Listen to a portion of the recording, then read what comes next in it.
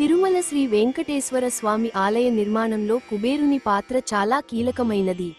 పురాణ కథనాల ప్రకారం శ్రీ మహావిష్ణువు భూలోకంలో శ్రీనివాసునిగా అవతరించి పద్మావతీ దేవిని వివాహం చేసుకోవాలని నిర్ణయించుకున్నప్పుడు ఆయనకు పెళ్లి ఖర్చులకు అవసరమైన ధనం లేకపోయింది.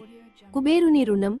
ఈ సందర్భంగా ధనాధిపతి కుబేరుడిని ఆశ్రయించి శ్రీనివాసుడు భారీ రుణాన్ని పొందారు.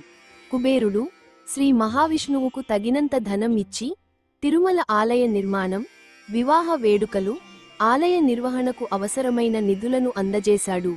ఆలయ నిర్మాణానికి సహకారం. కుబేరుడు అందించిన ఆర్థిక సహాయంతో ఆలయ నిర్మాణం, తిరుమల పర్వతంపై శ్రీ వెంకటేశ్వర స్వామి కోసం ప్రాచీన దేవాలయం నిర్మించబడింది.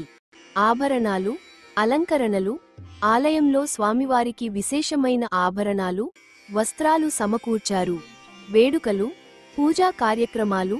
ఆలయంలో నిత్యం జరిగే పూజలు, ఉత్సవాల నిర్వహణకు కుబేరుని ధన సాయం వల్లే సాధ్యమైంది.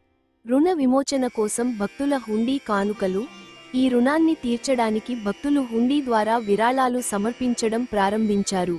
ఈ సంప్రదాయం ద్వారా భక్తులందరూ స్వామి రుణాన్ని తీర్చడంలో భాగస్వాములవుతున్నారు.